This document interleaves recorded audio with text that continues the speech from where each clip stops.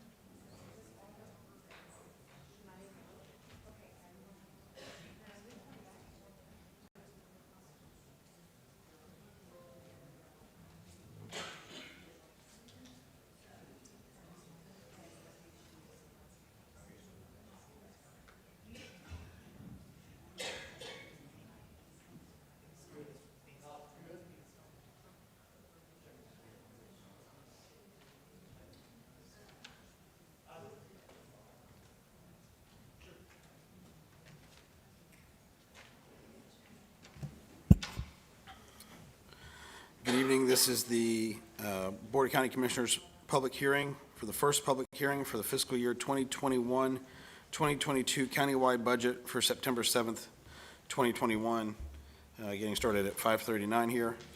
Please turn your cell phone to the vibrate, silence, or off setting. Commissioner May, would you do the pledge? Would be honored to, Mr. Chairman. Please join me in the pledge. I pledge allegiance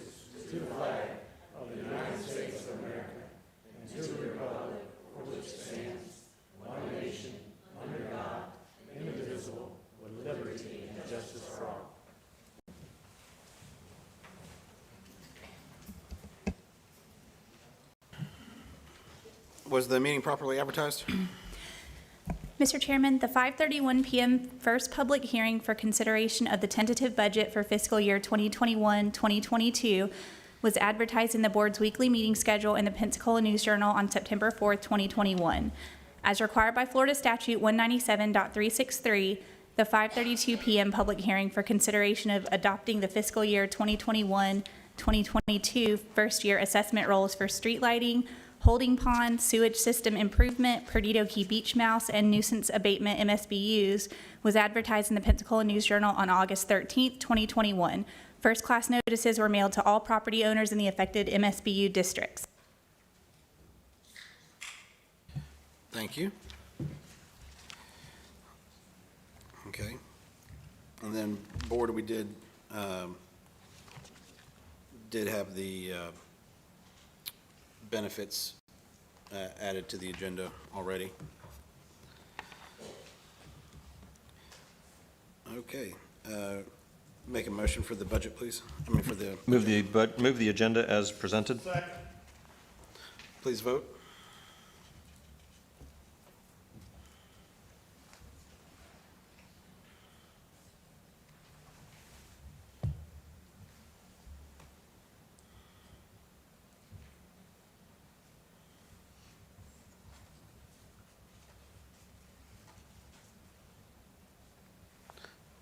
Doug, I don't think we put it first.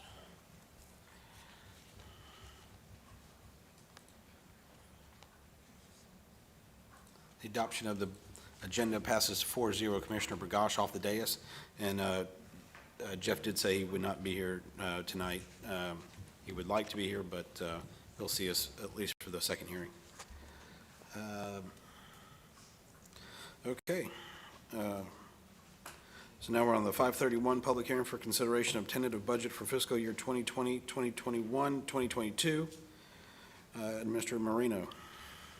Mr. Chairman, Commissioners, this is the first of two required public hearings for the Board to adopt the fiscal year 2021-2022 budget.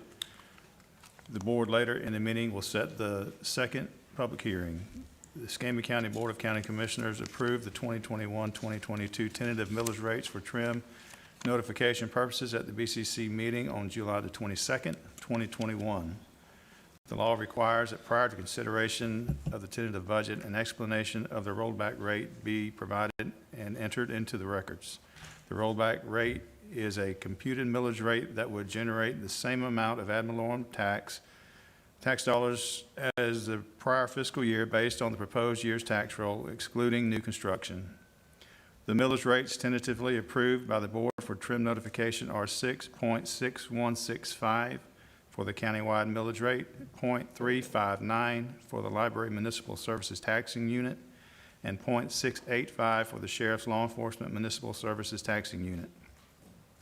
The aggregate of these millage rates proposed for fiscal year 2021-2022 is 3.24% above the rollback rate of 7.2252 certified by the property appraiser. This represents the percentage increase in property taxes tentatively adopted by the board. For information and to avoid any misunderstanding concerning the process of this meeting, the public hearing is convened tonight to discuss the county's fiscal year 2021-22 budget. Because of time constraints, we will need to confine our discussion to this subject. Increases in property assessments, remarks, or questions concerning individual property appraisals should be addressed to the county property appraiser at his office during normal business hours. Thank you, Mr. Administrator. Next, we have questions, discussion from the board. Mr. Chairman, Yes, sir. Commissioner thank you so much. And oftentimes, I mean, maybe I'm the lone Democrat on the board, but we continue to have an increase of demand for services, and we lack in paying our employees exactly what they deserve. And so I know that there has been a consistent message from this board to not increase taxes, and I certainly support that. But when you begin to roll back, because people's property values have increased, and I'm not saying I'm not going to support it, I'm saying I'm not going to support it in the future beyond this year, that we're rolling back a millage rate because families are doing better, property values are increasing, and we're rolling back a millage rate. We're not We're not. I mean, we're not going to do that. It's saying, typically what we do is we're saying that we're not rolling it back. So we're not rolling it back. Okay, we're good. Well, thanks. I guess Wes. we'll see where the meeting takes us, but. Okay, we have no I just want indication to make that's sure where that we're not headed. rolling it back. All right, thanks, Wes. Commissioner Underhill? Thank you, Mr. Chairman. And, you know, in reality, we always should consider and do more than just what the law absolutely requires, and which is to express what that rollback would be. But we should have a more robust discussion about it every year. And I think that this year, more than any other year that I've been in service, I think it's very obvious that the cost of doing business of government has gone up in ways that maybe even 6 years ago I never would have imagined. The $15 an hour minimum wage, the impact that that's going to have on this county is still as yet unmeasured. And I think that when the voters voted for the $15 an hour minimum wage, they voted for higher taxes. That is a reality. Because the cost of business, of doing business is going up. What Commissioner May has said is correct. There is a greater demand on services now than at any time that I can ever recall from local government. The federal and state good ideas that come down unfunded mandates, continue to drive the cost of doing business up. So, you know, we would always love to be able to pay less in taxes, particularly if we don't feel like we're getting our money's worth. But the reality is that even, you know, the $15 an hour minimum wage did pass, and it actually passed fairly overwhelmingly here in Escambia County.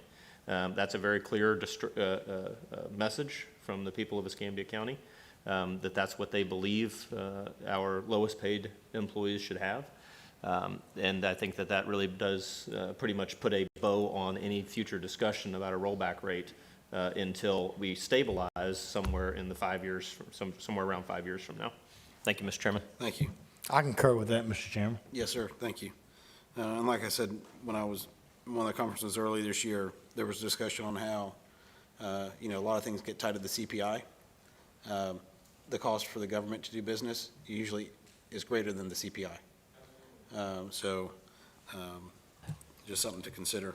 Mr. Chairman, As we look at this. it's a very good point, because what people don't realize is that as the government, we have to cross all the Ts and dot all the Is. We can't skimp a little on the insurance. We don't get to cut corners on anything that we do. So people always say, well, why does the government cost so much more than the private sector? We have no choice except to follow the letter of every single law that we write. Government is always going to be a very expensive beast. It's why we should always focus the energies of government only on the things that are the tasks of government. So, but the reality is, that we are where we are, and there's no realistic time that I can foresee when lowering taxes in Escambia County is going to even be remotely possible. Perfect. Any further discussion? Wes?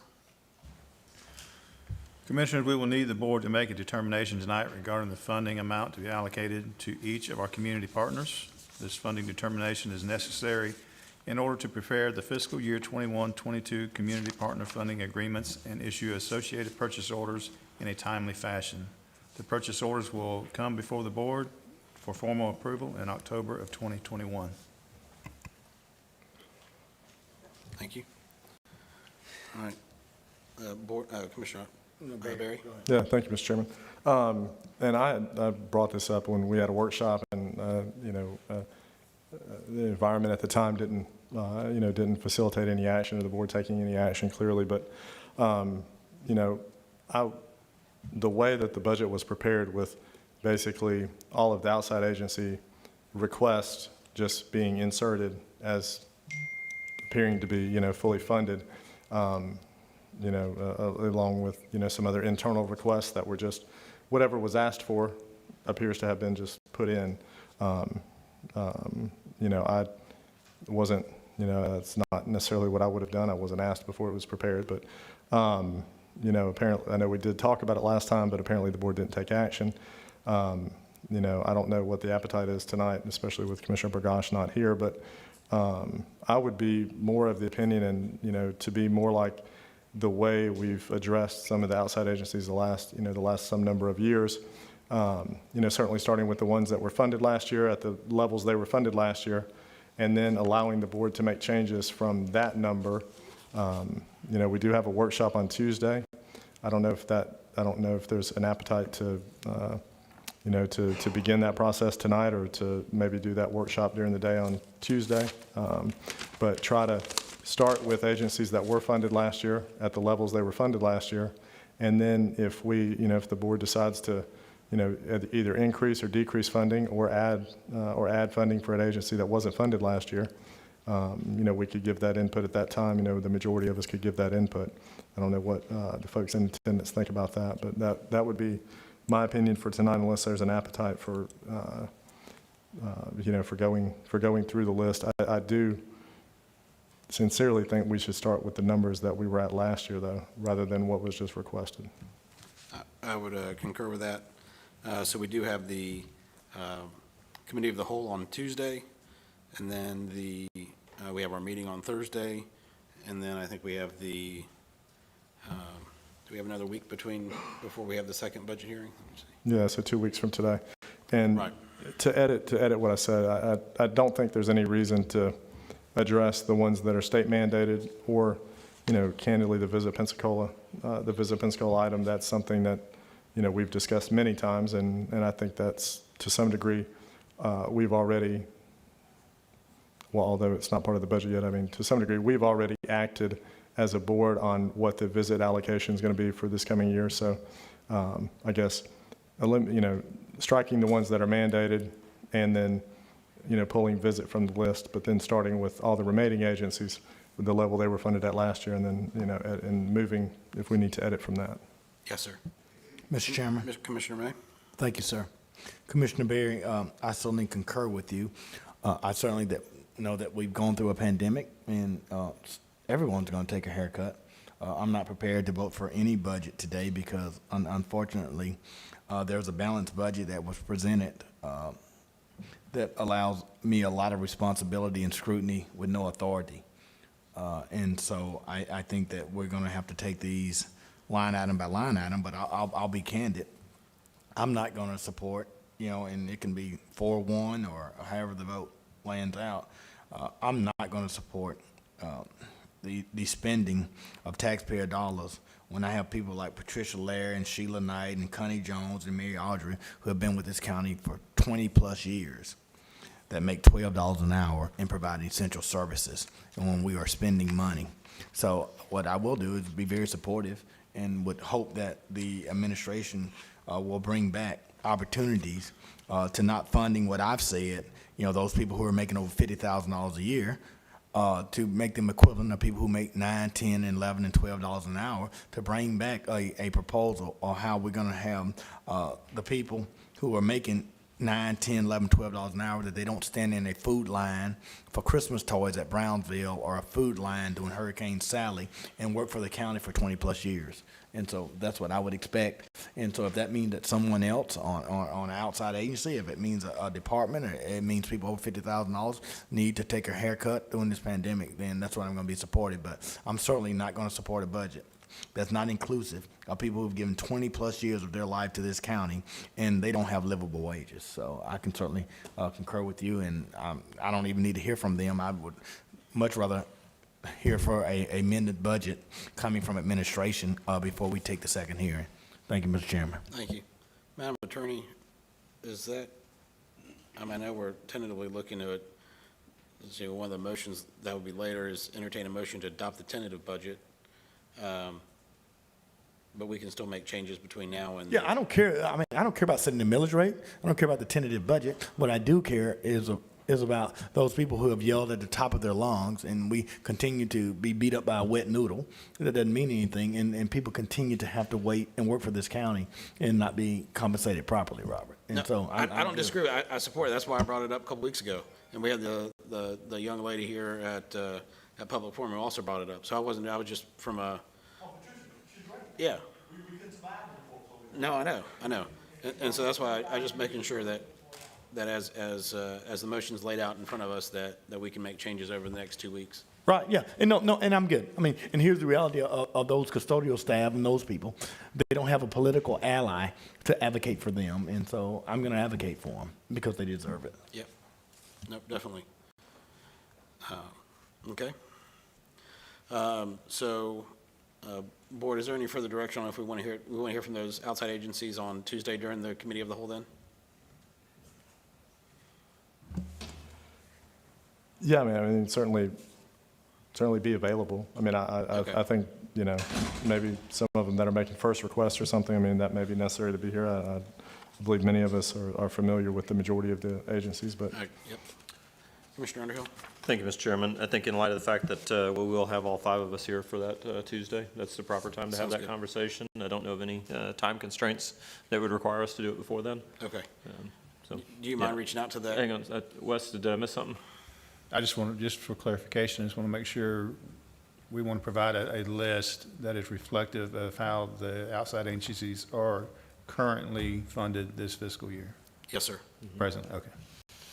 And then we'll reach out to them and ask them to be here Tuesday morning. We do have confirmed this morning that David Stafford will be here to discuss a little bit of the redistricting process and where we are, but we can take him up right after that. I would, I think we're going to take all of them. I think what we heard, though, is that if it's government mandated or visit, and is there any more, Commissioner Berry? If you can think of one, I didn't, off the top of my head, I didn't think of one. It was what I was trying to do during the budget workshop in June and not have them all come in, but is there, let's see here. I think there were some of them that were listed in the packet over the summer.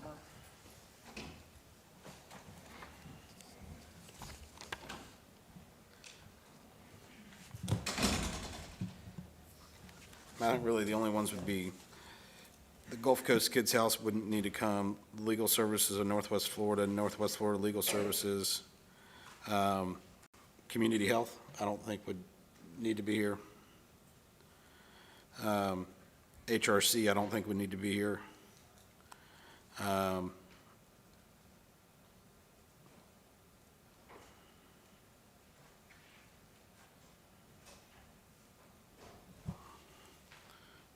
And then Visit would not need to be here.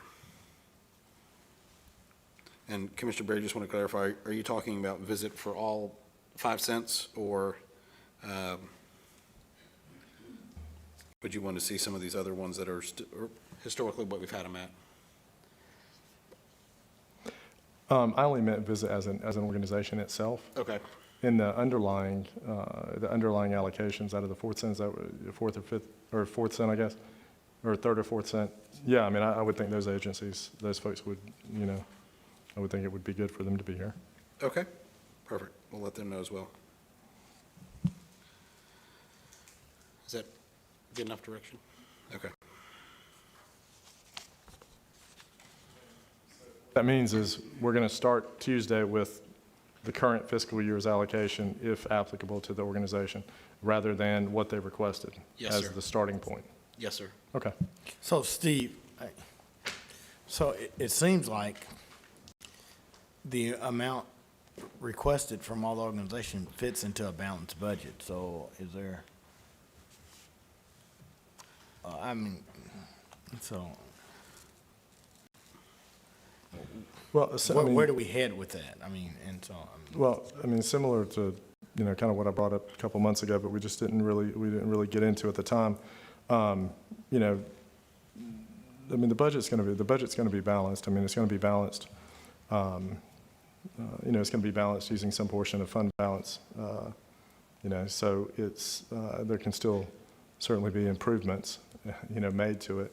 So any especially general fund allocation that's reduced is going to reduce, the amount of the fund balance that's necessary to balance the budget. Yeah, the budget's going to be balanced, but I mean, I would just like to start with what we funded these outside agencies at last year, and if the majority of the board decides to increase the funding to that agency, okay, but I think that should be our decision rather than one that was just, the dollars were just input there without any feedback from the board, or at least any feedback from me. no, and I concur, Commissioner Berry. I mean, I would just hope, obviously there are some agencies in which that were rather at the Braves, Gulf Coast Kids House, or Human Relations, that we are statutorily or at least fundamentally obligated to. I mean, and so do we start with, a 10% cut, or, or does it come here to be a political dialogue? I'd love to get a recommendation if we could give instructions to the administrator that to at least come back with a 10% reduction, or, a 5% reduction, a 20% reduction. Actually trying to get to the number that we're looking for. And so, I would tell you, Sisters of Hope, I think they do a great thing. I don't know if they get the amount requested, but they certainly would be an organization that I would be supportive of. So I'm just trying to figure out what is the bottom line general fund number that we are seeking to tell administration that we're trying to get their recommendation. Obviously, adopted was 1.2, requested was 1.7, and proposed was 1.6. So are we trying to stay at the 1.2, or are we trying to go to the proposed 1.6, or are we accepting the 1.7? And I'm good with the 1.2. I'd love to be as close to that as possible. So for me, To the 1.2? I would say let's bring back the 1.2. And I could be very supportive of that, Commissioner Berry. But I just, rather than us come and have a 3-hour meeting, I would think that it's important to give direction to our budget staff and administration of at least what the majority of us are shooting for. Because it's unfair to staff if they bring back a 1.6 or 1.7, and philosophically, we're looking at 1.2. And so I'd like to at least tell them this is the number that we're shooting for. And I certainly would be supportive of the 1.2. And Robert, lenient. I mean, I just think that it's a shot in the dark if we don't tell Wes what we're looking for. I mean, he comes back with the same budget. If you don't say, hey, this is the goal that we want to, and for me, in a pandemic and a COVID, I mean, I certainly, we have not increased taxes, as Commissioner O'Neill said. No one wants to vote to increase taxes. You know, I mean, we can't increase the amount of money that we give out if we're not willing to take the political hits that it takes when you increase a millage rate. Sure. And so, I mean, that's what happens with all of our partners. If you have more need and need more resources, it means that we have to increase taxes, and that becomes a bad word on this dais. So, to me, if I'm not increasing taxes, there's no way that I'm going to increase distributions. Commissioner Underhill? You know, society would tell us that there's a great division in America between Republicans and Democrats. There's not a single word of what you just described that I could even refute. And I'm about as hard right-wing as they come, and you're clearly a very good Democrat. You know, the reality is that, yeah, I mean, if we cannot raise taxes, and we cannot continue to give more and more services if we don't raise taxes. You know, there are two ways to balance this budget: spend less or make more. And the only way we have to make more is take more out of people's pockets. It's a very simple conversation. I think most citizens understand it, regardless of where you stand on that spectrum between, you know, deep red and deep blue. You know, I'm in complete agreement with every word you just said there, Commissioner. So I think that I mean, obviously, I'd say let's cut. Whereas you might, you know, say, well, you know, that might lean on it from the other direction. But the one thing that we can all agree on is that we cannot continue to provide at a high level if we do not, at the current millage rate. It's just simply not possible. And for the record, Commissioner, and, you know, it's not an election year. For every year I've been on the dais, I've said that, you know, and we have, and thank you, Mr. Chairman, for the correction. We did not roll back, but we have rolled back the millage rate. We've not increased the millage rate. So I think that we've been great stewards. But as the demand for services go, and the increase in income and net worth increases, I mean, if you want, you know, more services, I mean, it has to be more money. So, I just certainly, and Steve, I said that to say, I just don't want Wes or anybody coming back with something that's not realistic, and we spend another 5 hours debating where it is. I'd just love to give them clear direction of where we want to be. Thank you, and I think we would probably want to have some discussion, and I was looking at it. I know Reentry Alliance Pensacola had an ask. It's a one-time ask to open a day reporting center, so if we want to tackle a topic like that, you know, I don't know if that's considered outside of this 1.2 million or how we want to look at that type of request. So just something to think about between now and Tuesday. Okay. So are we giving direction to staff? Are we telling them to bring us back 1.7, or are we telling them to bring us 1.6 or 1.2? Because at 1.6, it's a balanced budget. So literally, we can come here at 1.6 and looking at what they, you know, requested and proposed, that means that we're okay. I mean, so if that's the case, then there's not really a reason to have a conversation. Well, I think as Commissioner Berry said, you know, we reduce the reliance on fund balance funds, and it But at was- what level? And so, no, I think I'm it's very the discussion respectful on of that. Tuesday then. So, but what I'm saying, if we have that discussion on Tuesday, we've not given staff a direction. And so we come back here on Tuesday, you know, to debate it again without giving them direction. And so, I mean, so Steve, I'll yield to you. I mean, the intent for my direction is tonight's to direct the administrator to come back with outside agencies funded at what they're currently funded in the current fiscal year, and the ones that have requested that are not in the current fiscal year, they're zero, and if the board wants to take them up and put them in there, then we put them in there then. I'm supportive. I mean, and for me, Mr. Chairman, Wes, don't bring anything back more than 1.275. Okay. And Steve, I think the only thing that I would differ on you, if he felt like there was a reduction in what she could do to other agencies to maybe help fund someone who was new, I would be supportive of that. But I certainly am, so for the record, I'm not going to be supportive of more than the 1.27 Yes, sir. for me. Commissioner Underhill? Thank you, Mr. Chairman. As in past years, of course, I'll be voting against any of these outside agencies beyond the ones that are required by state and federal law. Not because it's any indictment on the services they provide, but simply an indictment really on us as a county that we're not doing, in my opinion, the things that we should be doing, which are our core business practices, public safety and infrastructure. So we shouldn't be spending anything on the additional things until we've met all of our obligations under the basics. However, having said that, every citizen has an obligation or has a right to petition their government. So for that reason, I mean, every single one of these applicants should be given every opportunity to speak as to why their ask is appropriate and why it's the best thing for Escambia County. So Commissioner Berry's proposal of having them come in and discuss anything, beyond the, beyond last year's funding level, it seems absolutely appropriate. That gives everybody the opportunity to speak and be heard by their government. Mr. Chairman, Yes, sir, Commissioner Mayor. Commissioner O'Neill, and I'm certainly very supportive of what Commissioner Berry said, so I think everybody should come. But the only thing that I was requesting was that the bottom line is, no matter what we request, this is what we're gonna allocate. And so if that number is, I'm good. If three of my colleagues say it's 1.6, and it's 1.6, if three of my colleagues say it's 1.7, it's 1.7. I just was trying to get clarification for staff to make recommendations. So I agree. Quite frankly, I believe that if there's an agency that has not applied that wants to come and petition their government in an open forum, they can. They have that ability to do that. And so, we have the ability to react to that or deny it or approve it.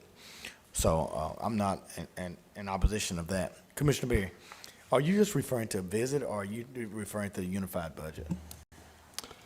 The unified, the visit portion, including the PSA and ACE, I guess you would be the unified budget. I don't necessarily have an issue with that. I think, again, because we've talked about TDT a lot at different meetings throughout the year, and, Robert serves on that board. There's been negotiations after negotiations during the year. I think we've arrived basically as a percentage of expected revenue. I think we've arrived at what it appears the board and the majority of the board intends to do with visit. So I don't see that being a part of the discussion. I just think that, if we take some of these out, that we don't have to talk about, that would be a good thing. I do still think that there are some line items within the TDT, not necessarily the unified budget part, but I do think there are some line items in there that, that kind of warrant discussion. And Mr. Chairman, I know Chairman Bear was looking at an audit, and we discussed that for TDC dollars. I mean, where are we on that? Are we comfortable with moving forward? Are we in the process of an audit and looking at tourist development tax dollars? Currently, the state has not moved on our audit request. They've essentially said they would file our letter, and but I don't think that would necessarily preclude us from moving forward on their budget. And you've already, I think you brought forward the proposal. We've already committed to 5 cents for this first collection year. Yes. To visit. So, Yes, So that's not a discussion. that is not at this time. Yeah, it's just how we plan it in the future. Correct. Yeah. And I think we'll probably discuss that some in our next meeting. The next TDC meeting.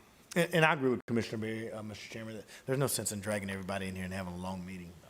I just wanted to get, the bottom line number, and, it seems to be support that it's 1.2. And so if that's the number, that's what I would expect the administrator to bring back. Perfect.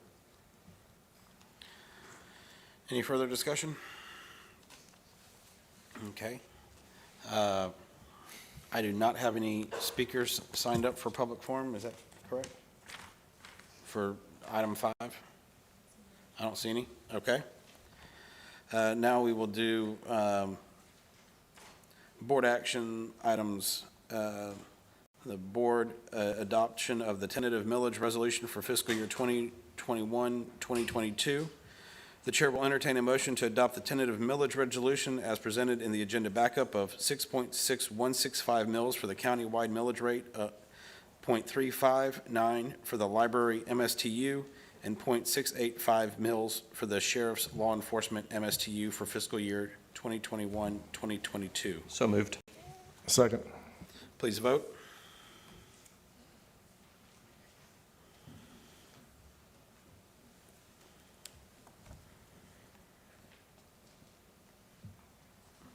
The motion passes 4-0 with Commissioner Burgash off the dais.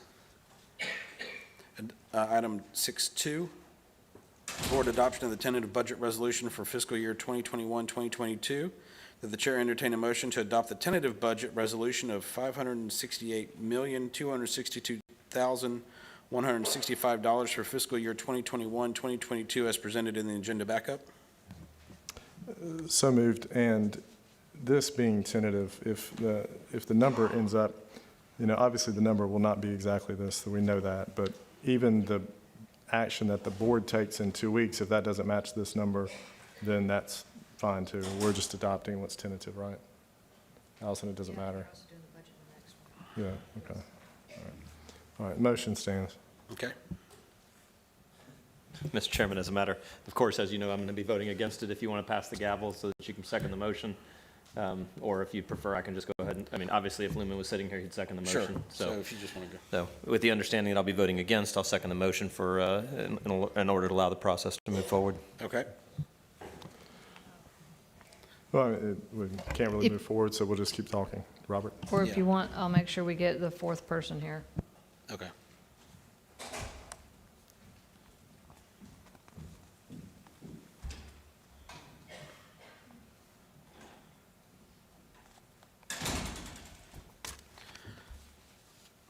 As we have a break in the action now, I'll recognize and all the firefighters that were recognized this past weekend at their ceremony, where they were exemplary, heroic, courageous actions were recognized.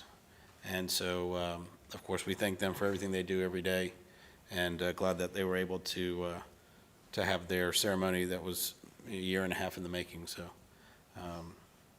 thank you to them.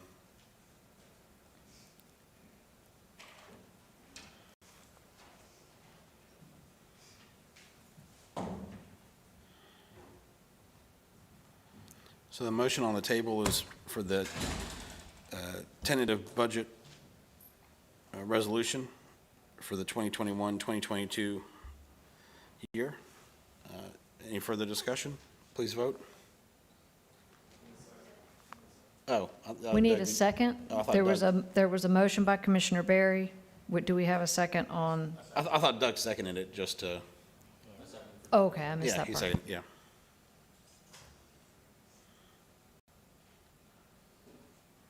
With the understanding that he was going to vote no.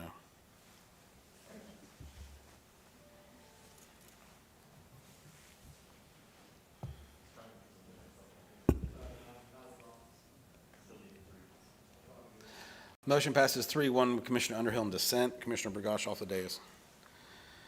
6.3, announcement of the date and time of the second public hearing. The second public hearing for adoption of the fiscal year 2021-2022 budget will be held September 21st, 2021 at 5:31 p.m.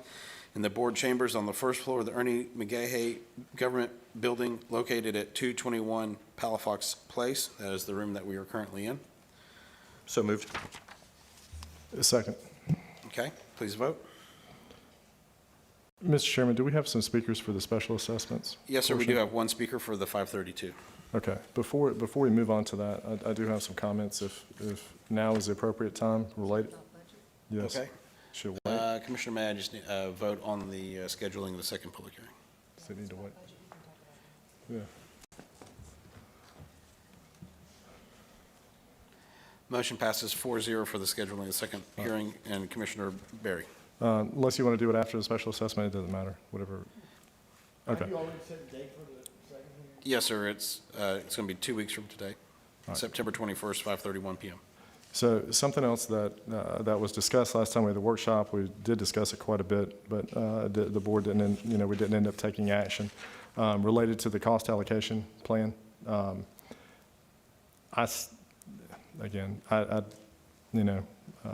Assessing indirect cost or assessing cost allocations, I think that makes sense. I don't think the way that the process was done for our budget year, I didn't care for the way that happened. Everything just, we've found out about the cost allocation figures, on the Friday leading into July 4th.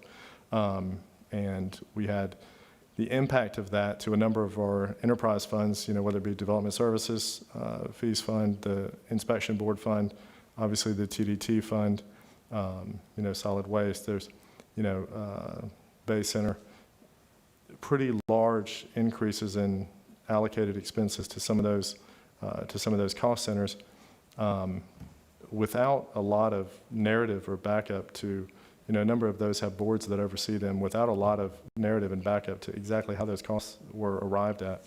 I certainly don't support that type of cost allocation when it's being costed against a fund that has no revenue, that's going to be subsidized by the general fund anyway. It's accounting for something twice. We're going to assess the expense, and we're just going to have to increase how much we're having to subsidize it. So I think there's two issues with it. I do think they're overcomable. I mean, I'm not against this. In talking to some other counties throughout the state, it seems to be something that happens, especially like-sized counties. And the current way that we do the cost allocation is one that goes back, 20 plus years. Maybe it is, may very well be time to readdress the way that we're doing that. But I don't think that we're ready to adopt it into the budget that we're adopting right now.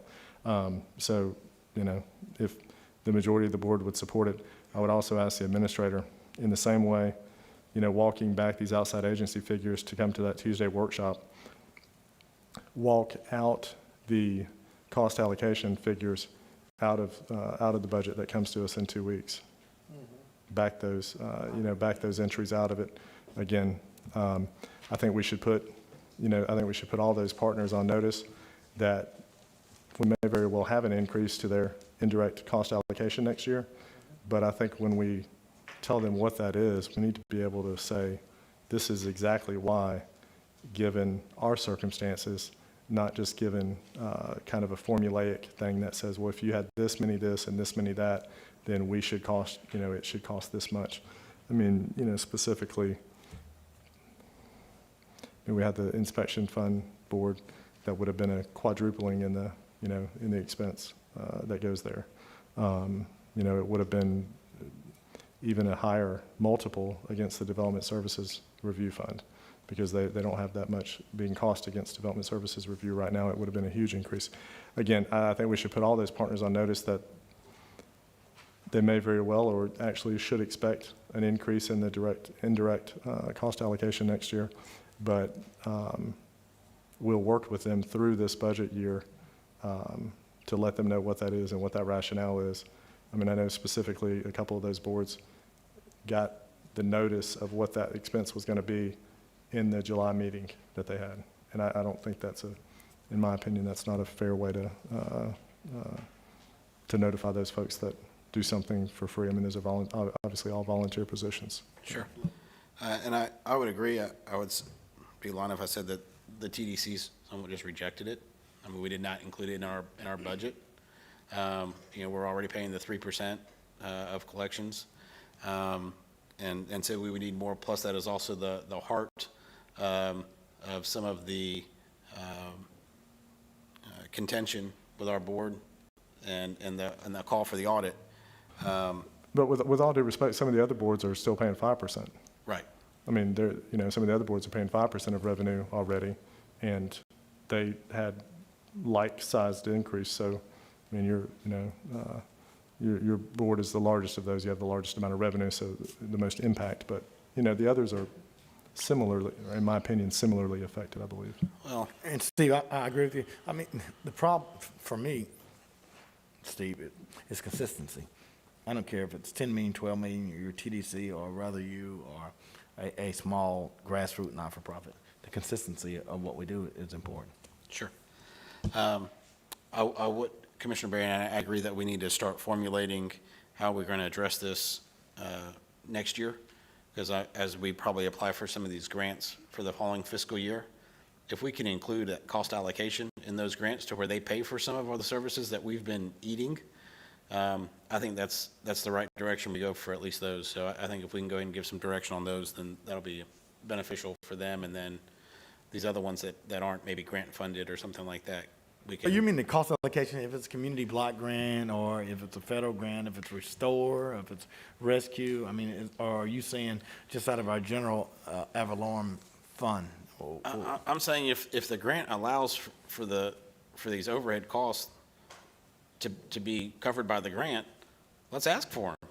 Absolutely. I mean, that just offsets the rest that we can use on sidewalks or drainage projects or. So what is that number? What is that analysis? When we do the comparative analysis, I mean, we hypothetically say when grants come in, so what is that lost revenue?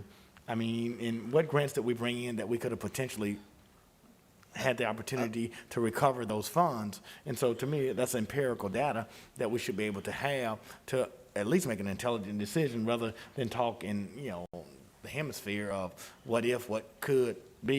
So tell me, what did I lose? Which grant?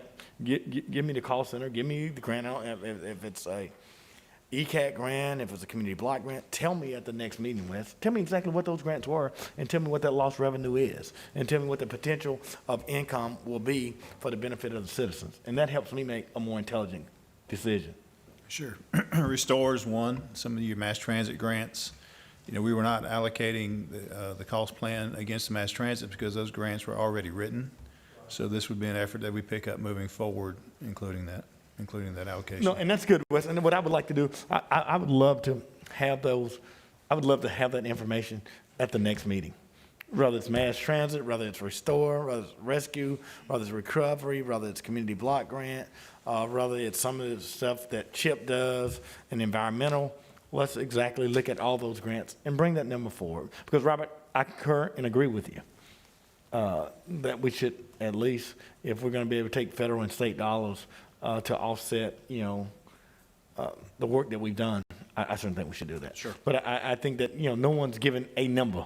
Everyone said it would be better. I mean, I don't know what better means if you don't give me a number.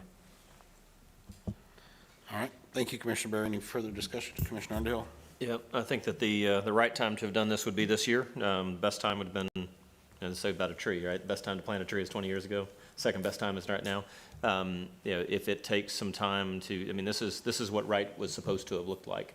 I don't know a single staff member who ever says, "Hey, Commissioner, I got plenty of time on my hands. Is there anything I can do for you?" Right? Our staff members, all of them, every one of them that I have contact with, they always say, yes, they can do whatever I need, but it always comes at the cost of something else. And quite often it comes at the cost oftentimes of their family life. The reason is because we've got them working on a lot of things that, that cost time. And there's only 40 hours in a work week, even though, quite frankly, most of our staff members work more than that.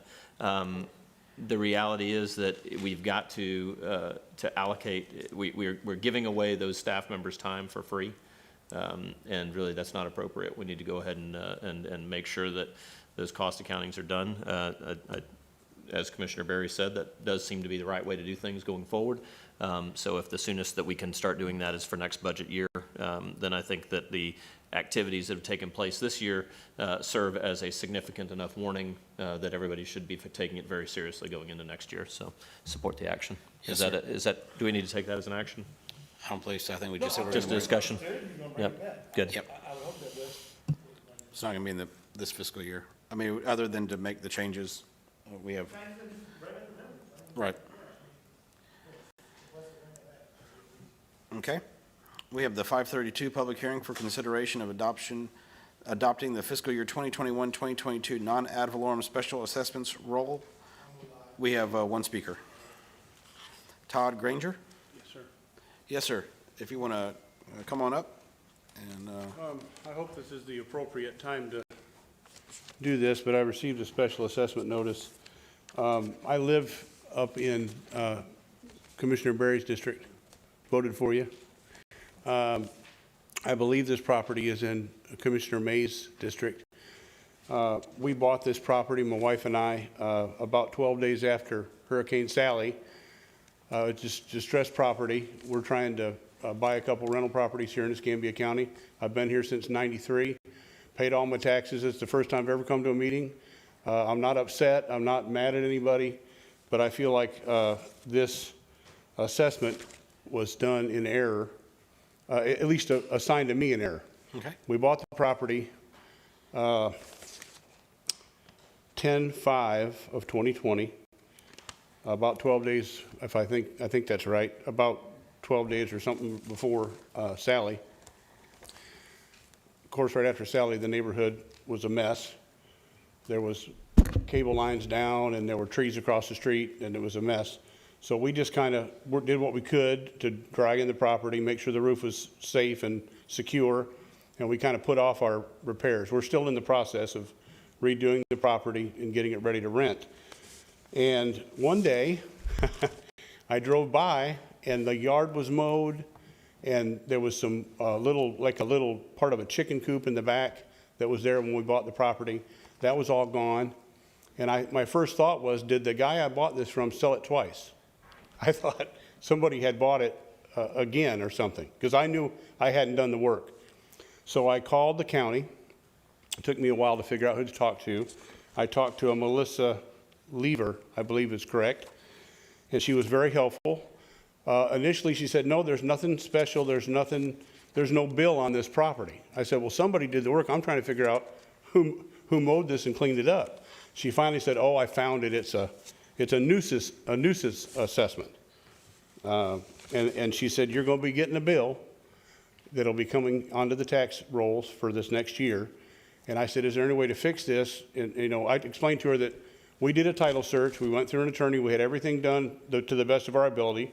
At the time, it was a clean title. She said, I still don't see where it's been recorded at the deed office yet. She said, but if you don't contest it in this meeting, it will be posted and you will have to pay that. So if this is not the proper format or place, I apologize, but I would ask that you not pass this special assessment on this property, because I was never sent anything in the mail, was never contacted, nothing was ever set on the door of either property, my home or this address, which is 8 Ensley. I've got a number for you, an assessment number or something if you need it. But it's a property reference number, if that would help. But long story short, and here's the truth of the matter. I was going to have to pay somebody to clean this up. We were just doing other things. We had bigger fish to fry. We had a couple roof leaks and some things to take care of. And truthfully, in looking at it, I think I probably would have paid my nephew about $300 to do the work. I pay, by the way, Commissioner May, I pay my nephew $15 an hour to work. So I'm trying to, So I would have it's been separate, so is it the $785.40 to mow my grass and pick up a little bit of stuff out of the backyard without my permission.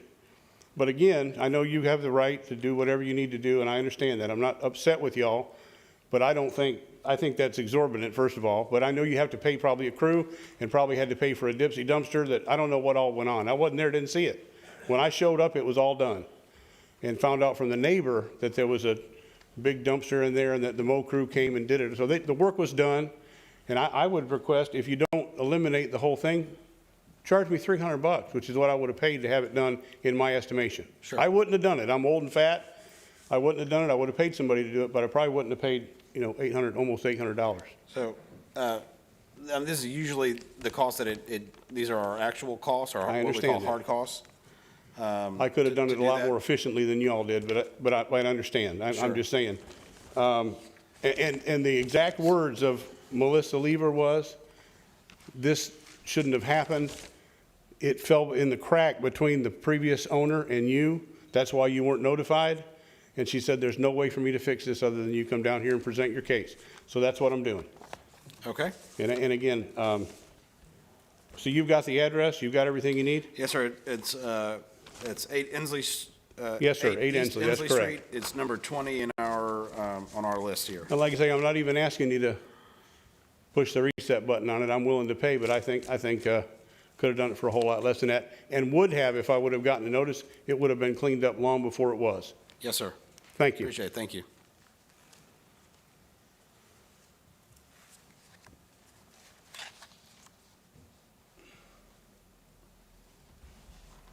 Yes, ma'am. If you believe that if you reasonably believe that there's been an error, you can withhold that one from the assessment roll. Otherwise, it's going to be made a part of the assessment roll, and once that starts, it's much more difficult for anything to ever be remedied. Commissioner Berry?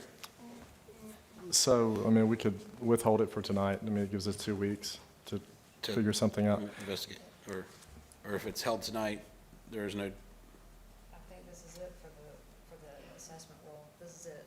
Oh, it's not part of it's not part of the budget. We'll adopt in 2 weeks? It has its own timelines, and this is it. Okay. I mean, I haven't seen any of that.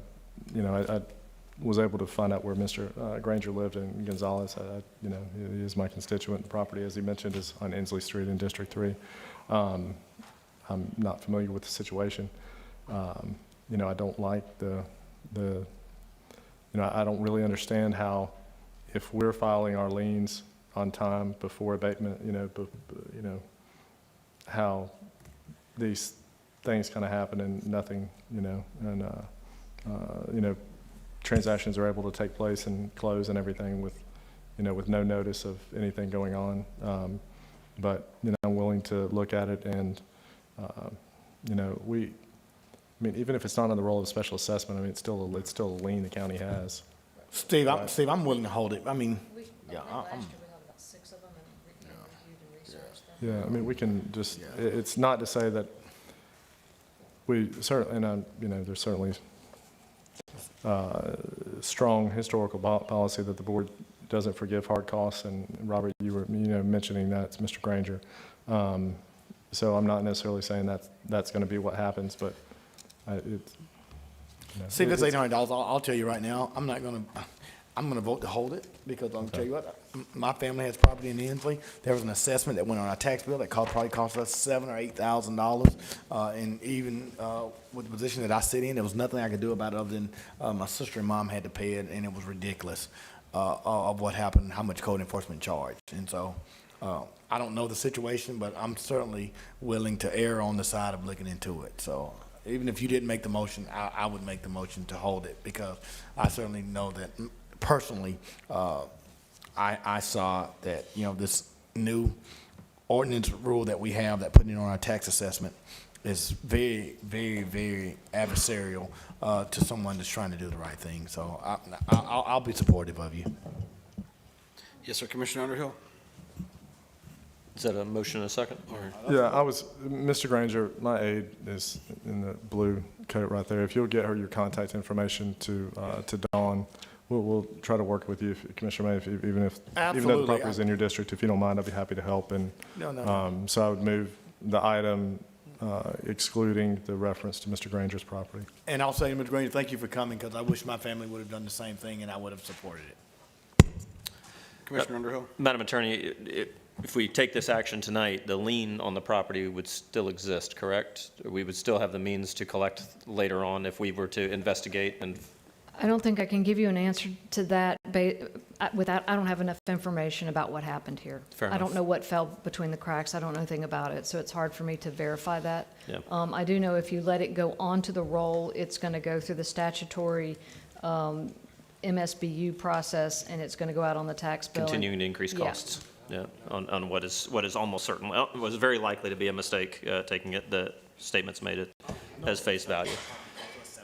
Yeah, well, we've seen enough of these kinds of things over the years to recognize that it probably is, is as the individual says, and the fact that he's willing to pay $300, pay a fair, reasonable amount, I think speaks a lot to his character. I support the motion.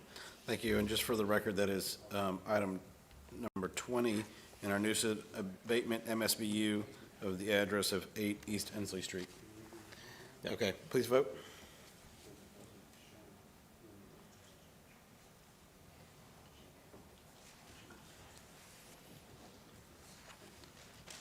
Motion passes 4-0. Thank you all very much. Thank you, Mr. Granger.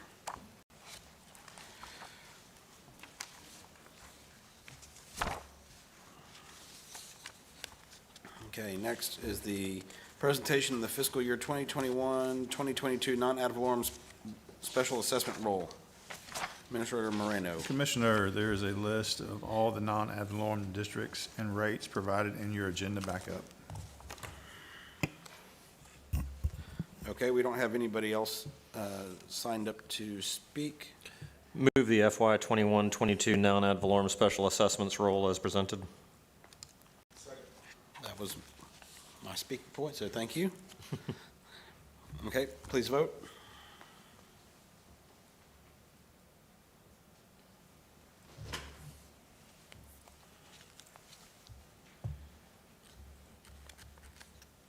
Motion passes 4-0. Okay, next item, recommendation concerning the continuation of benefits renewal discussion.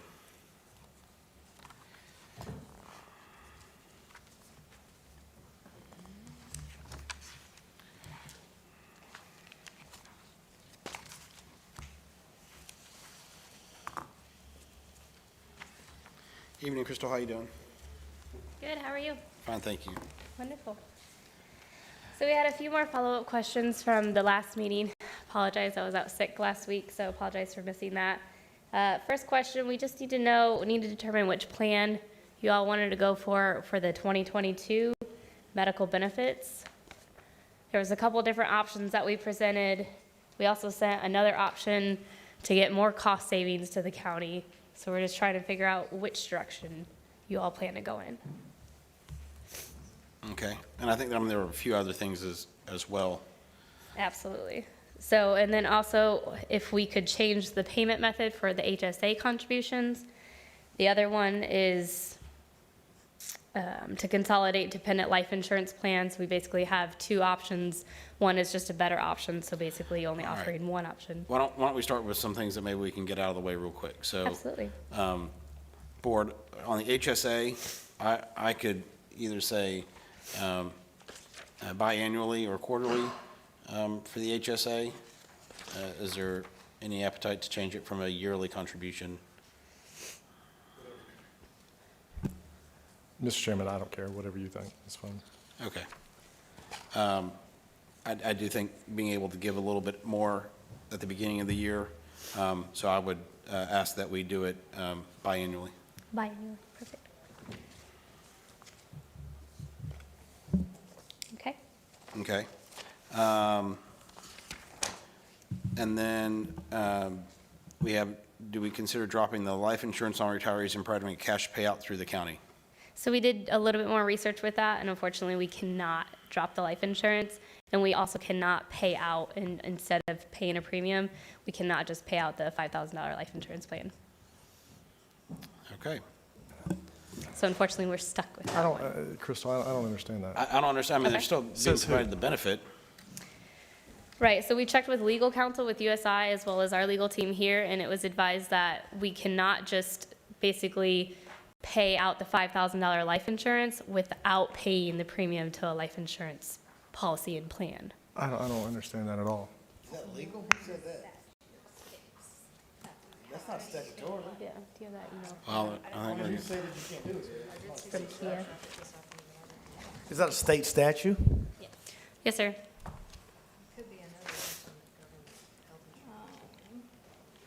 Any Go ahead. state, So- it says any state agency, county, municipality, special district, community college, or district school board that provides life, health, accident, hospitalization, or annuity insurance, or all of any kinds of insurance for its officers and employees and their dependents upon a group insurance plan or self-insurance plan shall allow all former personnel who retired before October 1st, as well as those who retire on or after such date and their eligible dependents the option of continuing to participate in the group insurance. But if we don't offer it, we don't offer it. Then we would have to take it off all active as well, because it has to mimic what the active employees have. So we pay 100% employer paid for life insurance for actives. I So didn't we hear have to it said it had to offer mimic it. The rates, I mean, where did it say the rates had to be the same? So we pay 100% for our active employees, so we have to pay 100% for the retiree for that $5,000 premium. I didn't hear that, Kimmy. Can you read where it says that again? So for the rates, it doesn't specify the rates, so you're wanting to basically. Well, you just told me we still had to pay offer the it. same rate. I mean, I don't know that I care for that answer. You just told me I had to pay the same rate. We just have to offer it. We have to offer the same coverage or the same benefit for life insurance, medical, like what she just read, But that to doesn't mean we- retirees to But that active. doesn't mean we have to pay the same. Or, well, in this case, we wouldn't be paying. I mean, we're still offering the same benefit, right? And and it technically would be at the same cost as the employee because there would be no additional out-of-pocket expense to the retiree, correct? Right, yeah, we don't pay anything for the active employees and we don't pay for the retiree portion, or we pay as employer, so the employee and the active and the retirees do not pay anything. So for it. what is the effect on the budget? So the rate is going up to, Yeah, instead of .08 per thousand, it's going up $3 per thousand. so it's a huge increase. I mean, I would just, Robert, I mean, maybe that's right. I mean, I don't know enough about this. That's in your lane, but I certainly would want legal opinion. And Allison, It's Has indicated 4,000, that it's she doesn't know anything about 4,000%. I mean, I don't understand. And you said you shopped it and you couldn't find anywhere else. but I mean, we should have legal, I mean, there should be a legal opinion. That's why we spend a lot of money on our legal office to have their opinion. Yeah. I mean, how many people does this apply to? For retirees, we have approximately 900 and some that have the life insurance policy That we pay? that we three- pay, yes.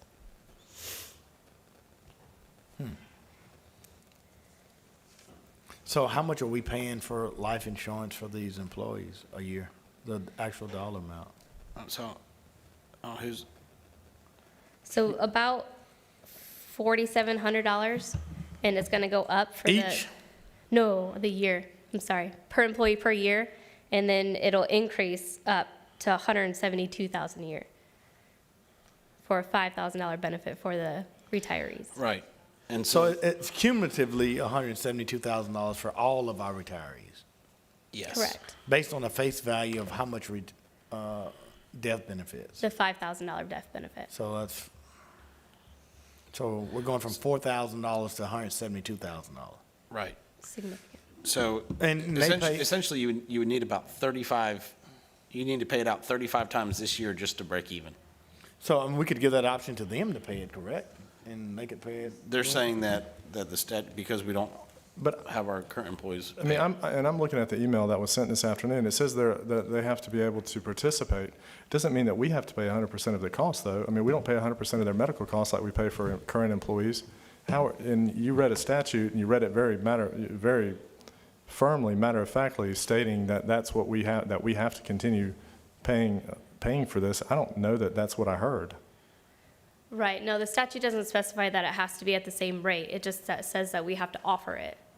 Well, Okay. then we offer it to the retirees, and if they want to keep it, they keep it. And see, we really should get legal and get a legal opinion. I mean, how many times have we gotten beaten up in the last 8 months by, personal opinions about what the statute says? I mean, that's what- Okay, that's what so we've gone let me, through. hold on a second. All right, so the question was, can we consider dropping the life insurance on the retirees and provide a cash payout through the county? So it seems like the short answer is no, because we have to offer them the life insurance. Correct. Part two is that we don't have to pay for it. It's offered to them, they can accept it if they want to or not. Is that an accurate statement as well then? That's not what I'm hearing, though, Rob. I mean, this is what legal statement. Yeah, it does look as though someone in my office did take a look at this and believed that if we're paying 100% for active, then we're supposed to pay 100% for retirees. That is certainly not the approach that we've taken historically with regards to the health insurance. As you know, and we had a big discussion about it the last time, we do have to provide the same coverage, but we don't have to pay the exact same subsidized premium amount for a retiree. I would presume that to be the same for life insurance. I personally didn't dive into this today, but I bet if you had an actuary to take a look at it, we could give each employee $5,000 cash and we would be money ahead. by the time you pay that in perpetuity. I mean, I you bet could they'd give, rather you have could it give now each than one of them later. $5,000 right now and pay them out rather than continue to pay this policy. And I that's mean, at some well- point, there's fiscal common So, sense. right, Yeah, and and we so did this is check the into math we that. did. So there were 900 and something, so it would be and at 35 a year, just in the current, how many retirees did you say there were? 900 and, There's about, 970. yeah, 974, something like that. And what would that so- be, that payout? so, It's not like 2 million. so it would take us if we 27 worked out years to everyone. break even if we just went ahead and paid all $5,000 to each of the 900 and, I said 70. Well, most of them are gonna live 27 years, I mean. Well, I mean, that's the question. Yeah, I mean- So, all I right, mean, and then when you say it take 27 years to break even, not necessarily, Robert, I mean, when you put interest and inflation and all those things, I bet you if you had an actuary, it wouldn't be 27 years. And I bet you could reach an agreement where people would not wait for $5,000 and you could reach a settlement to pay people, $2,000 right now, $1,000 to get them out of, $2,500. Well, I think the statute would still remain the same in that we'd have to offer it to them at the same, that we're offering the same, So when you offer it, you have to pay for it. I do not think that's what we're saying, So we offered it. so. We offered it. and Okay, didn't fund it. so the answer is no, we can't drop it, but we don't have to pay for it either. Okay. Is that what you're saying? That's what I'm taking it as. So what was recommended is that we offer it the same as the active and the retirees. And then it was also stated that we offer it at the same rate, which is $0, because active employees don't pay anything. So it was recommended that retirees also do not pay, but we can research that a little bit more. You know,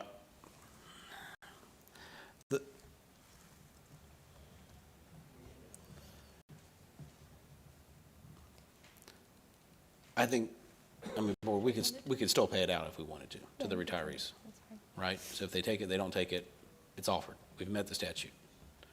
If they consider it something that we've offered them, that we've had before, I'd be up to, I'll take the direction of the board on that, but, Robert, to me, it's not an intelligent conversation because, I mean, obviously it came from Madam Campbell's office, but Sue wasn't familiar with it. I mean, we should get a legal opinion before we make a decision. I mean, I don't think it's wise or good stewardship for us to make a decision without a firm recommendation from Madam Council. I believe that you are obligated to offer the same coverage. I do not believe you have to subsidize the premium or pay all of the premium as you do with your active employees.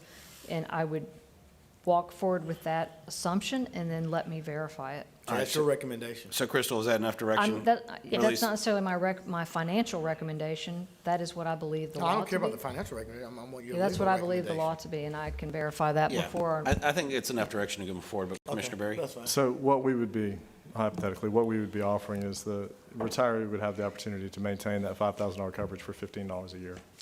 That's what we would be offering them. $15 Or a year. what would be the cost per, I mean, if it's $3 per thousand, Right, right. $3 per thousand, correct. $15 a year. Yeah. No, that's They can get that at Gerber Life. No, Melissa? I mean, that's five times Per 3. employee per month. sorry, that's per month? That's per month, It's $180 a year. $180 a year. For $5,000. I mean, I don't know that, I don't know how many folks would, I don't know how many folks would, would keep that. That's an antiquated policy because let me tell you, you can't bury anybody for $5,000. I mean, that's just not a lot of money. So if we looked at I think I took 175,000 and divided it by the 970, it comes right out to 180 a person A year? a year. Yeah. And you said you had no other carriers even made an offer in Lincoln. What other what carriers did we shop it to? Or did USI shop it? Is that who shopped it? USI would have shopped it and We did a benchmark analysis, and a lot of them would not quote us because we don't have the age banding. So a lot of them just wouldn't even quote us for it.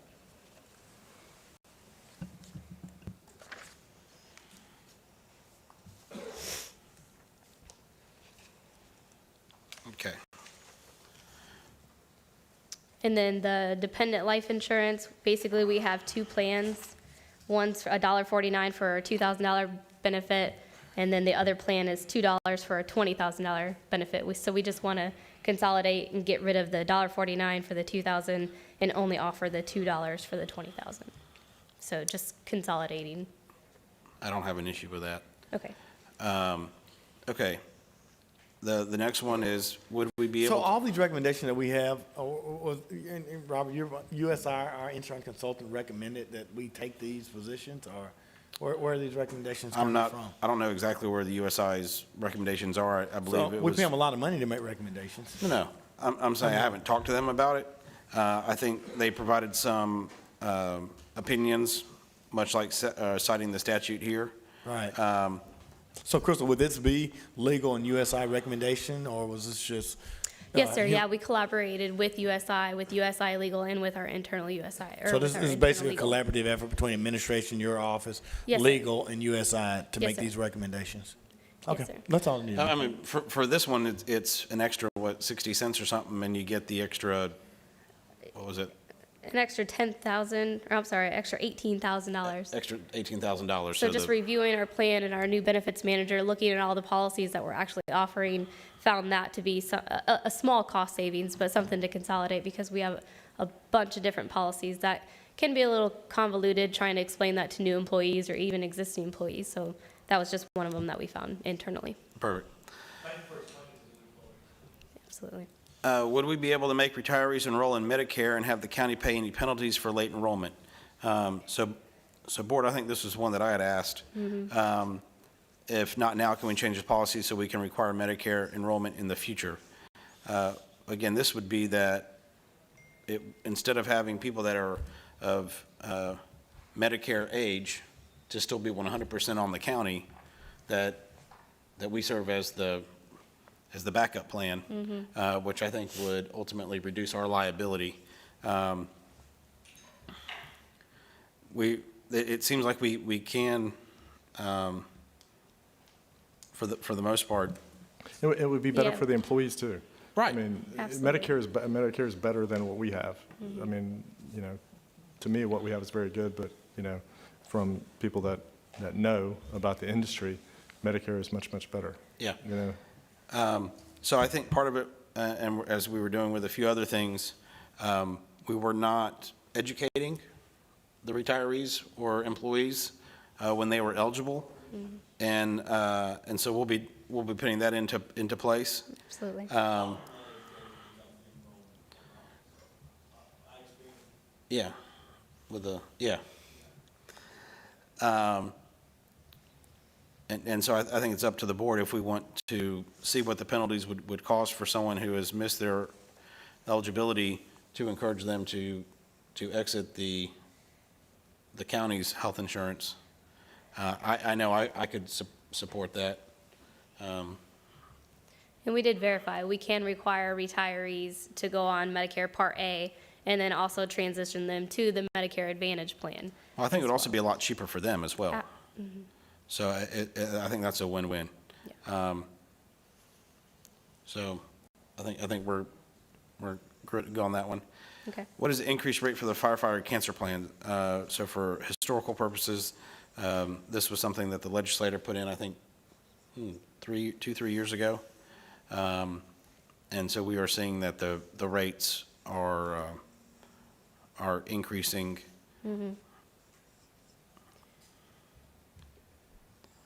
And so this is just for our information of what we're seeing as the increase. Absolutely. Okay. So now back to the plan changes. So we were provided Plan C, which is, I guess, something that one of the board members had asked for. I think previously we had had discussions around Plan Changes B. I don't know if I have that in front of me, but I can find it.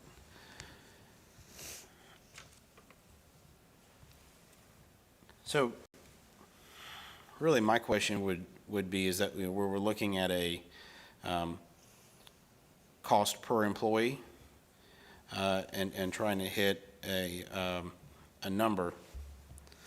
My concern would be if the adjustment or the cost to the county goes down, say, $300, but the liability or the increase to the deductible goes up a multiple of that.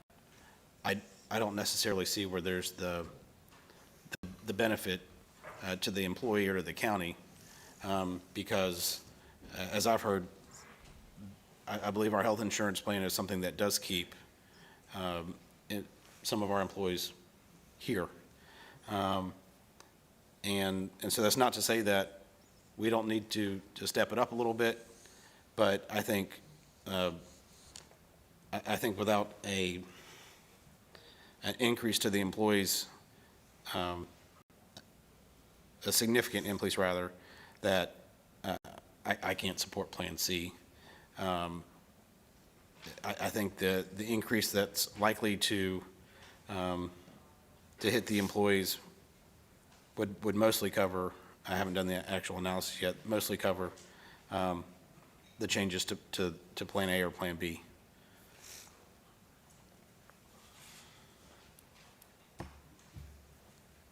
All three plans would increase employee contributions by some percent depending on the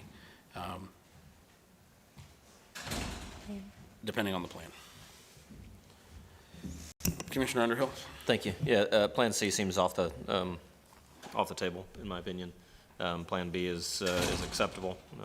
It is, I think, reflective of the bitter pill that is the reality today.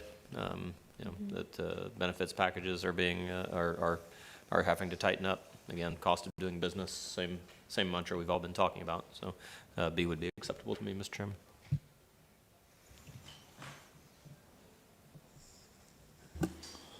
Mr. Robert, what was your opinion again? I'd say Plan C was off the table. Yeah. Plan B was, seems like where they were recommending that we needed to go, and I thought Plan A would at least get us started in the right direction, and not put too much of a burden on the employees in the next fiscal year. I think the question would be is, do we step it over a 2-year period, or do we just go ahead and make the changes? All right, so, I mean, hypothetically, we could use some ARPA money to, to subsidize, if we went to one of these other plans, to subsidize, to not have such an impact to, to the employee immediately. What would your thoughts be, Robert, with maybe going, towards Plan B, but subsidizing it with, $1 million or, $1 million, 1.25 out of ARPA funds to kind of kind of lessen that impact as it gets laid over the employee premiums?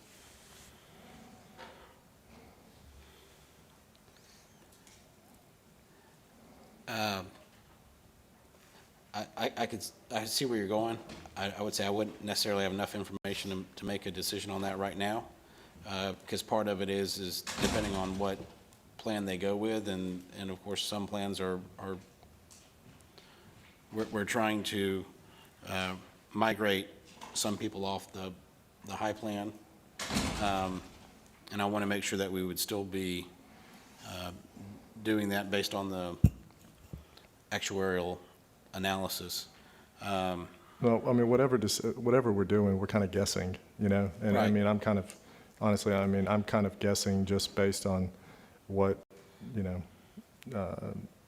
looking at, trying to hedge some of the increased expenses that we've had with our, with the health insurance the last 18 months, trying to, just mitigate a little bit of that increased expense that the county has had versus, where, we would be impacting the employees by changing the plan to look at B. And, if we pulled $1 million out of, $1 million or 1.25 or something, that would, that would subsidize it to some degree to lessen that impact. I mean, I know we would just be kind of guesstimating what that impact would be exactly until we saw whether, the new plans changed employee behavior, you know, so I get what you're saying, but it would be something. So the difference between Plan A and Plan B is, looks like about $350,000. And the difference to the, it would reduce the increases to the deductibles by about half.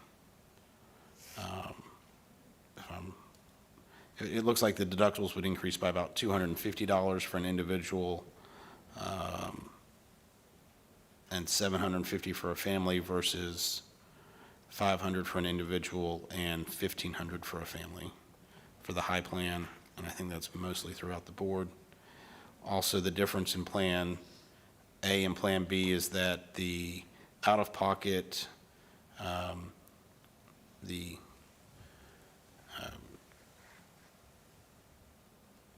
essentially what you'd have to pay after your deductibles met would decrease from 100% to 90% for the high plan on Plan A, and decrease from 100% to 80% on Plan B.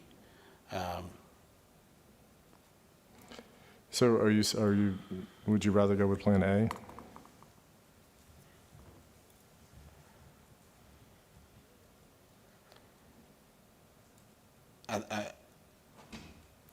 I think it's an easier hit to the employees, yes. Okay.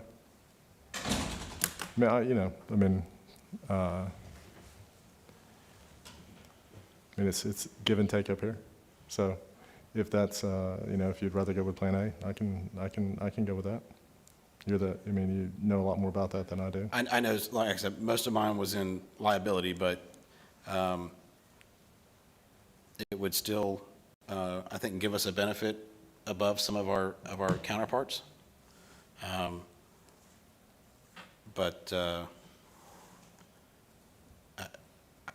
Here's the thing, I think, though, is that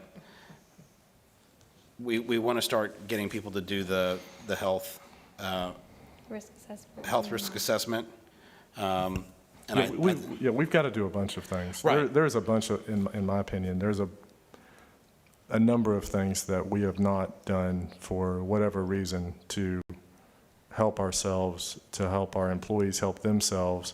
We're tasked with seeing it from a financial point of view, but the personal point of view is we're not doing our employees any favors either by not getting them this information. Early detection and early, those are, I think that's the biggest determinant in outcomes of medical situations is early detection of whatever the issue is. And it doesn't appear as if have done a very good job of encouraging our employees to be proactive about their own health. Our financial outcomes say that, but again, certainly more important to the employees, the people part of it. I don't think we're doing them any favors either by not doing that. So where I was going with that was if we go with Plan A, I would want to have to implement those, because I do think it's important that you get on the front end.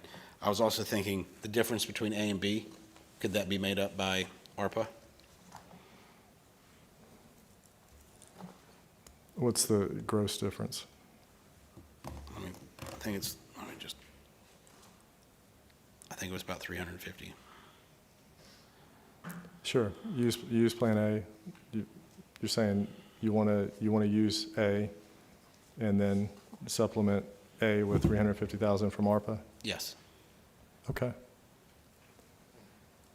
Okay. And then we also do the screening assessments. Yep, biometric screening's already underway. Was pretty successful last week, and then the rest of the month. Oh, right, I do have an appointment coming up. And Robert, like I said, I'm good with that. I'm gonna support you. Like I said, you know a lot more about that than I do. But in my opinion, if we don't get better participation and better buy-in from our employees about their own health and about the health insurance that the county provides, then I would hope that, the financial impact of our health insurance currently is huge, and the more drastic changes are going to have to be made if we can't get our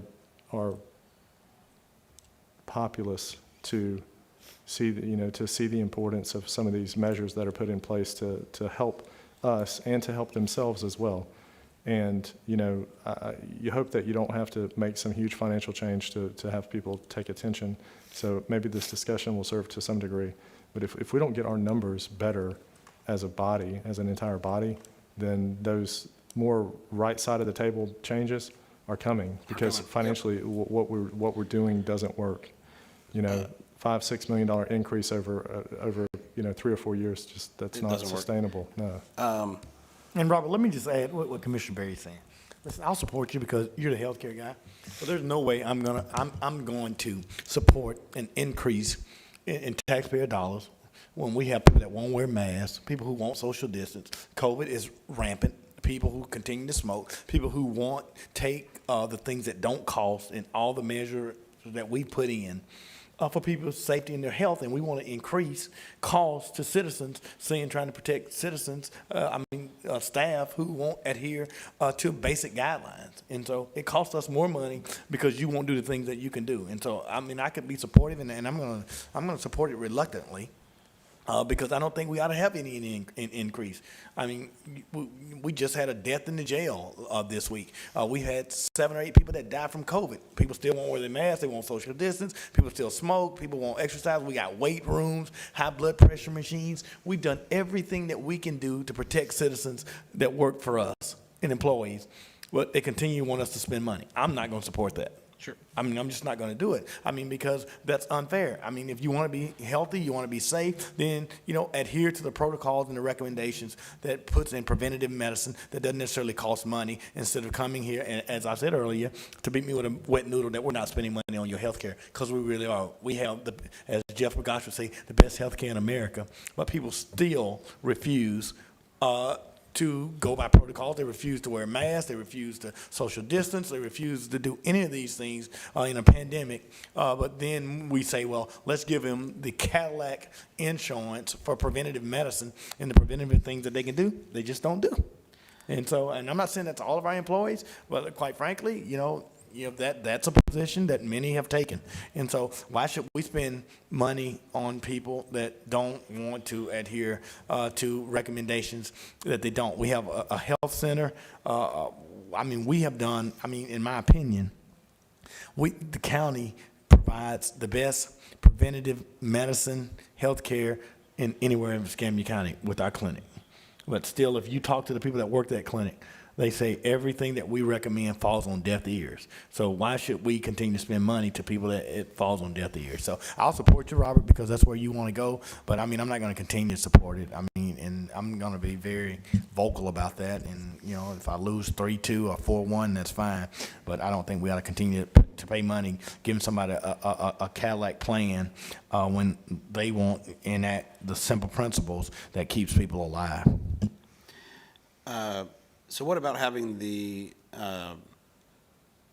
spouses also go through the health assessment? Because I know a number of our large claimants have been spouses. We care about their health as well. I don't know if it's too late to have them included for this year, but it's definitely something I'd want to see going forward. Absolutely. Commissioner Mace, essentially for the same things that you said, if we're going to do this, then we need to have everybody step up and take part. Is it too late? Somebody told us it's too late? Yes, because we actually already put in to measure with the biometric screenings. The deadline was a couple weeks ago when we were here. So unfortunately, we just don't have the time to set it up because we're underway with the biometric screening, the health risk assessments. But that is in the plan for next year, as well as physician engagement, requiring employees go see your PCM, once a year before. You'll get a premium discount. So we can tie in more wellness programs.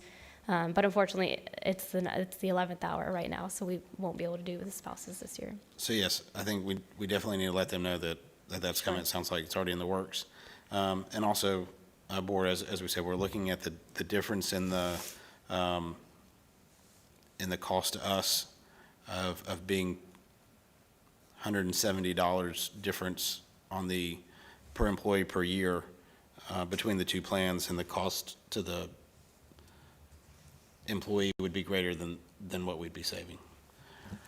And that's great. And Robert, I mean, honestly, I mean, all I'm saying is simply put the protocols in place that continues to save money.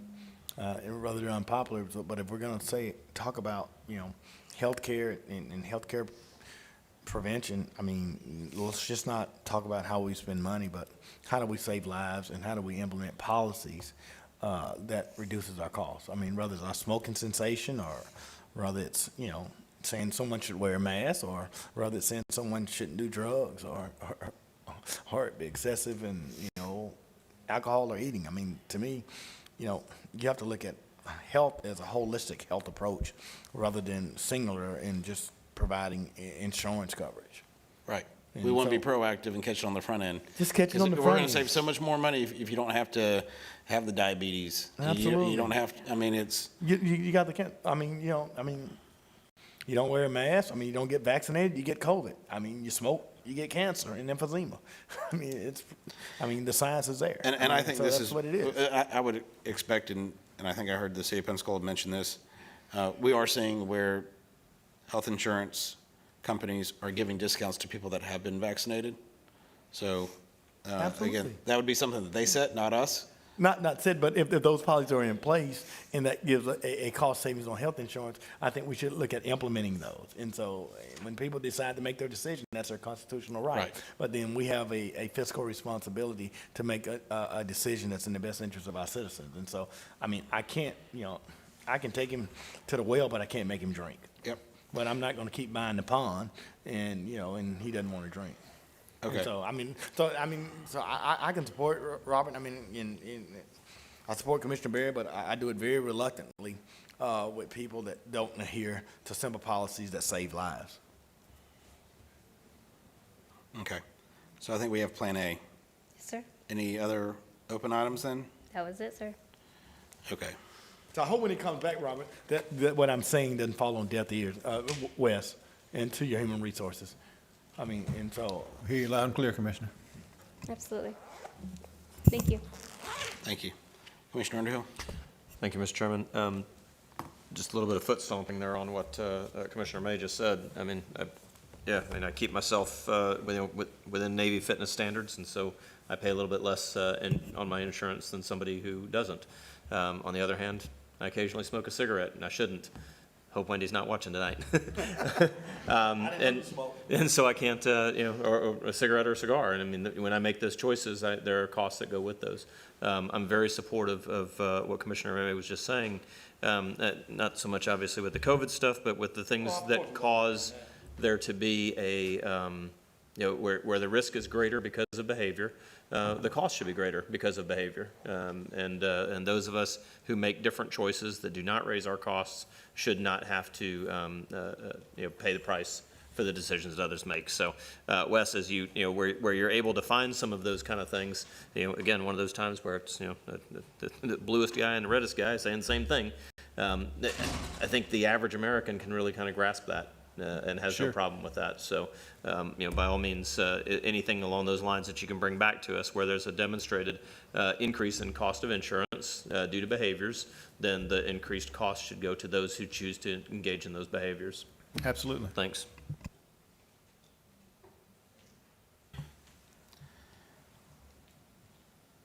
And do we need a vote on that? I believe it was on the agenda last week. September.